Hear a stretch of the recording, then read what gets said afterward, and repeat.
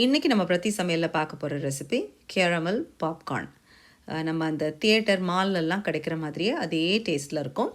இதுக்கு நம்ம ஸ்க்ராட்ச்லேருந்தே இந்த ரெசிபி பண்ண போகிறோம். அதனால் இந்த மாதிரி அந்த கார்ன் இருக்குல்ல, கார்ன் கர்னல்ஸ், இது கடையில் எல்லா கடை இப்போ இந்தியாவிலலாம் எல்லா இடங்கள்லையும் கிடைக்குது.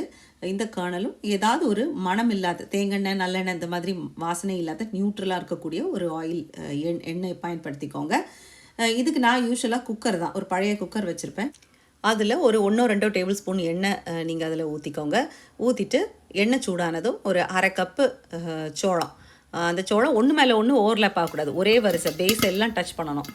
அந்த மாதிரி குக்கரில் நீங்கள் வச்சு பொரிச்சு, ஏதாவது எந்த அடிக்கணத்தை பாத்திரத்தில் கூட நீங்கள் அந்த மாதிரி பொரிச்சு எடுக்கலாம்.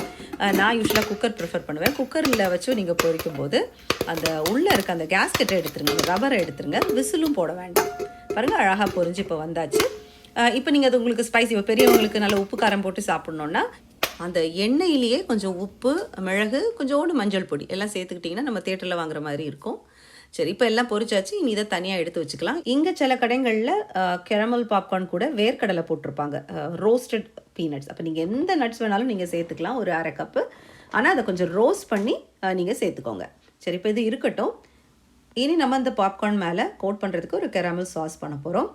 இதுக்கு அரை கப்பு பட்டர், ஒரு cup brown sugar, light brown சுகர்னாலும் சரி, டார்க்னாலும் சரி, அது மாதிரி அரை கப்பு லைட் கார்ன் சிரப். இப்போ நான் எடுத்துருக்கிற பட்டர் வந்து சால்டட் பட்டர், அதுலேயே உப்பு நல்லா ஸ்ட்ராங்காக இருக்கும், அதனால நான் இதில் எக்ஸ்ட்ரா உப்பு சேர்க்கலை. இப்போ நீங்கள் அன்சால்டட் பட்டர் எடுத்துருந்தீங்கன்னா இதில் ஒரு அரை டீஸ்பூன் உப்பு சேர்த்துக்கோங்க நீங்கள். இப்போ இது எல்லாம் ஒன்றா மிதமான தீயில வச்சு இதை நல்லா மெல்ட் பண்ண போகிறோம். ஃப்ளேம் ரொம்ப கூடிடக்கூடாது, ரொம்ப கூடிடுச்சுன்னா கரிஞ்சிரும்.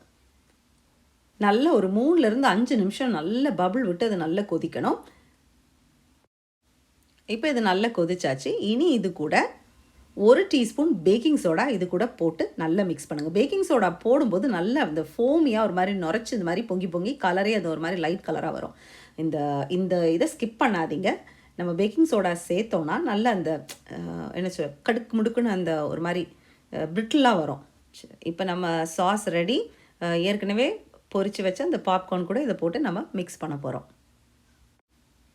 இப்போ இதெல்லாம் நல்லா போட்டு மிக்ஸ் பண்ணியாச்சு. எல்லா பாப்கார்ன்லேயும் இந்த பாகு நல்லா ஊட்டியாச்சு. இப்போ என்ன பண்ணணும், ஒரு பேக்கிங் ஷீட்டில் நல்ல பார்ச்மெண்ட் பேப்பர் போட்டுக்கோங்க. அலுமினியம் ஃபாயிலோட இந்த பார்ச்மெண்ட் பேப்பர் ஈஸி, க்ளீன் பண்ணுறதுக்கெலாம் ஈஸியாக இருக்குது. இனி அதில் நம்ம கோட் பண்ணி வச்ச இந்த கேரமல் பாப்கார்னை ஸ்ப்ரெட் பண்ணி பேக்கிங் அவனுக்குள்ளே 250 டிகிரி ஃபாரன்ஹீட்டில் நீங்கள் ஒரு அரை மணி நேரம், முதல் 15 நிமிஷம் ஆனதுக்கப்புறம் எடுத்து மறுபடியும் மிக்ஸ் பண்ணி திருப்பி மறுபடியும் ஒரு 15 நிமிஷம், அப்படியே அரை மணி நேரம் நீங்கள் பேக்கிங் அவனுக்குள்ளே வச்சு எடுத்திங்கன்னா அந்த எல்லா பாப்கார்ன்லேயும் ஈவனாக இந்த கேரமல் சாஸ் வந்து கோட் ஆகிருக்கும். சரி, அவ்வளவுதான், நம்ம பாப்கார்ன் ரெடி. இப்போ சாஸ் நமக்கு சீனியில் கார்ன் சிரப் இல்லாமல் எப்படி பண்ணுறதுன்னு பார்க்கலாம். இதுக்கு ஒரு கப்பு சீனி, அரை கப்பு பட்டர், ஒரு டீஸ்பூன் பேக்கிங் சோடா, இந்த 3 பொருட்கள் தான் நமக்கு தேவை. இந்த ஒரு கப்பு சீனியை இந்த மாதிரி நான்ஸ்டிக் பேனில் எடுத்துக்கோங்க. தண்ணி எதுவும் முதல்ல மிக்ஸ் பண்ண வேண்டாம். ஃப்ளேம் வந்து மீடியம் டு ஹையில் இருக்கட்டும். கரண்டி போட்டு ரொம்ப மிக்ஸ் பண்ண வேண்டாம். அந்த சுகர் மெல்ட் ஆகி அப்படியே கலர் மாறும், லைட் இளம் அந்த தேன் கலருக்கு வரும். ரொம்ப டார்க் ஆகிட்டுனா நமக்கு அந்த சிரப் கசப்பாயிடும். அதனால் இளம் ஹனி கலர், லைட் அந்த கோல்டன் கலர் இருந்தாலே போதும். இந்த மாதிரி ஒரு லைட் கலர் வந்த பிறகு இது கூட நம்ம எடுத்து வச்சுருந்த அந்த அரை கப்பு பட்டரை கொஞ்சம் கொஞ்சமாக நீங்கள் மிக்ஸ் பண்ணுங்கள். மிக்ஸ் பண்ணும்போது இந்த மாதிரி பபுளாக இந்த மாதிரி நுரைச்சி வரும். இப்போ ஃப்ளேமை ஆஃப் பண்ணிவிட்டு நம்ம எடுத்து வச்சுருந்தா அந்த ஒரு டீஸ்பூன் பேக்கிங் சோடாவும் ஒன்றா போட்டு மிக்ஸ் பண்ணணும். கொஞ்சம் போட்டு உடனே மிக்ஸ் பண்ணும்போது கொஞ்சம் அப்படி நல்லா நுரையாக வரும். கலரும் ஒரு மாதிரி லைட் ஷேட் ஆகும். நம்ம இருந்த கலரை விட, அந்த பாகு பண்ண கலரை விட அந்த சிரப் கொஞ்சம் லைட்டர் ஷேட் ஆகும். சரி, ஃப்ளேம் எல்லாம் ஆஃப் பண்ணி இனி என்ன செய்யணும், பக்கத்தில் எடுத்து வச்சுருந்த அந்த பாப்கார்ன் கடலை மிக்ஸ் கூட நம்ம அந்த சிரப்பை ஒன்றா போட்டு மிக்ஸ் பண்ணி, இதுக்கு நம்ம பேக்கிங் அவனுக்குள்ளெல்லாம் வைக்கணும்லாம் அவசியம் இல்லை. மிக்ஸ் பண்ண கொஞ்சம் நேரத்துலேயே நல்லா கடுக்கு முடுக்குன்னு ஆயிரும். இப்போ இது ரொம்ப சூடாக இருக்க நேரம் எடுத்து சாப்பிட்டு பார்த்தா கொஞ்சம் சூயியாக இருக்கும். அதனால் இது கொஞ்சம் காயணும். ஒரு 10 நிமிஷத்துலேயே அது நல்லா க்ரன்ச்சி ஆயிரும்.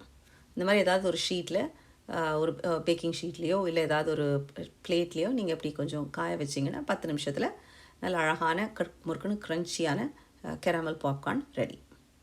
வாங்க இனி இதுக்கு டேஸ்ட் எப்படி இருக்குன்னு பார்ப்போம். இது நம்ம அந்த கார்ன் சிரப் ப்ரௌன் சுகர் வச்சு பண்ணின அந்த கார்ன் சிரப் வெர்ஷன் ரொம்ப அருமையாக இருக்குது. கடையில் நம்ம வாங்குகிற பாப்கார்ன் எப்படி இருக்குமோ, கேரமல் பாப்கார்ன் எப்படி இருக்குமோ அதே போல் இருக்குது. சரி, இனி அடுத்த வெர்ஷன் எப்படி இருக்குன்னு பார்ப்போம். இந்த கார்ன் சிரப் இல்லாமல் வெறும் சீனி வச்சு பண்ணின வெர்ஷன். இது கலர் அதை விட கொஞ்சம் டார்க்காக இருக்குது. பாகு டார்க் ஆகிடுச்சுன்னா அந்த டேஸ்ட்டும் கசப்பாயிரும். அதனால் பாகு மேக்ஸிமம் லைட் கலர்லேயே அந்த சீனி வந்து ரொம்ப கரிஞ்சிடாமல் மிதமான ஃப்ளேம்லேயே வச்சு லைட் கலரில் எடுத்துக்கோங்க.